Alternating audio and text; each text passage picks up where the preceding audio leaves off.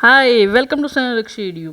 Interview का question था, sales amount दे रखी है, सेल्स अमाउंट के बेसिस पे सेल्स पर्सन का कमीशन निकालना है। एक काम और करना है, ऊपर की तरफ सेल्स का टारगेट दे रखा है, उसके बेसिस पे आपको परसेंटेज में सेल्स कमीशन निकालना है। मैक्सिमम स्टूडेंट्स ब्लैंक हो गए, एक दूसरे को देखते रहे और रिजेक्ट हो गए। एक स्टूडेंट ने ट्राई किया बट उन्होंने वक्त बहुत ज़्यादा लगाया, पहले उस डाटा को बहुत देर एनालाइज किया, दोबारा एक ही चीज़ देख रहे थे कि कितना सेल्स अमाउंट है और उसके अकॉर्डिंग पे पहले परसेंटेज निकालना है या पहले सेल्स पर्सन का कमीशन निकालना है। तो उन्होंने बहुत टाइम कंज्यूम करने के बाद उन्होंने डिसाइड किया कि वो यूज़ करेंगे वी लुकअप। ठीक है, मैं नहीं कहती कि चॉइस उनकी गलत थी, बट ट्राई किया उन्होंने।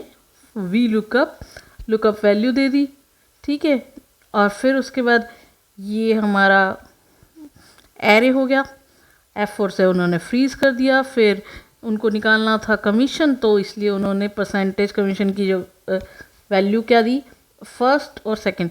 H की वैल्यू क्या होएगी, सेकंड, मतलब सेकंड नंबर लोकेशन पे है। और अब निकालना था एग्जैक्ट वैल्यू या अप्रॉक्सीमेट ऑब्वियस। अप्रॉक्सीमेट मतलब अगर ये नहीं है तो आसपास का वैल्यू दे दो, तो ट्रू लिख दिया हमने। 5% आया, पर नीचे अब ये क्या है, ध्यान से डाटा को एनालाइज कीजिए। 5% भाई, 48,500 उस पर भी 5%, और 1,12,000 इस पे भी 5%। 85 पे वो 28 दे रहा है, जबकि 85 पे उसको 15 देना चाहिए। तो इंटरव्यू में ना कंफ्यूज करने के लिए डाटा भी कंफ्यूजन वाला दिया जाता है, तो ये बहुत कंफ्यूजिंग डाटा है। आपको ज़्यादा घबराने की ज़रूरत नहीं है। वो कैंडिडेट तो घबरा गए और रिजेक्ट हो गए, आपको रिजेक्ट नहीं होना है। आपको नीचे वाले डाटा को डिलीट करना है और फर्स्ट वन को एक्टिव सेल बना के चैट जीपीटी पे क्लिक करना है।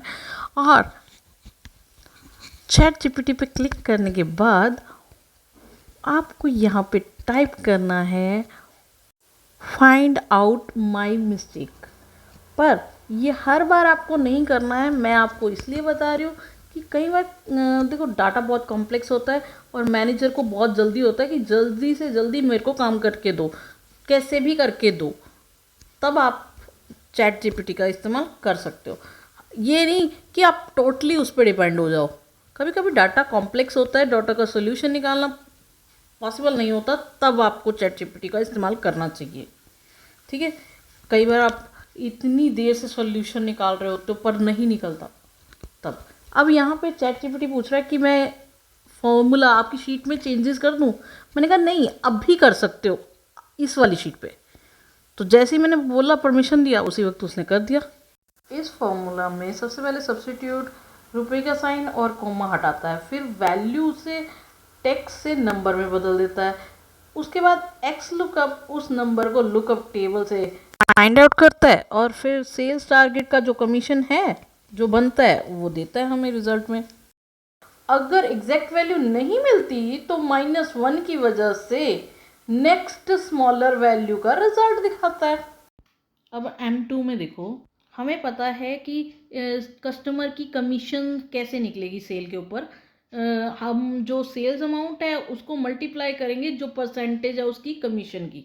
ठीक है, टारगेट पूरा करने के बाद यहाँ पे जो फॉर्मूला यूज़ हो रहा है ना, equal to value substitute bracket start substitute, तो ये पहला सब्स्टिट्यूट क्या कर रहा है, जो रुपीज़ का साइन है उसको हटा रहा है। दूसरा सब्स्टिट्यूट क्या कर रहा है, कोई स्पेस है तो उसे हटा रहा है। और वैल्यू फंक्शन क्या कर रहा है, जो टेक्स्ट है वो नंबर में कन्वर्ट कर रहा है उसको। अब नंबर आ चुका है, मल्टीप्लाई कर दो उसको L2 से, तो आपके पास आपके एम्प्लॉय का एग्जैक्ट कमीशन आ जाएगा। ठीक है, तो एआई ने तो कुछ ही सेकंड में कर दिया, आपको करने में बहुत टाइम लगेगा। तो कैसी लगी आपको ये वीडियो, कमेंट बॉक्स में ज़रूर बताइएगा। और लाइक कमेंट सब्सक्राइब करना मत भूलिएगा, बेल आइकन को क्लिक कर लेना फॉर नेक्स्ट वीडियो नोटिफिकेशन। मिलते हैं नेक्स्ट वीडियो में, बाय बाय।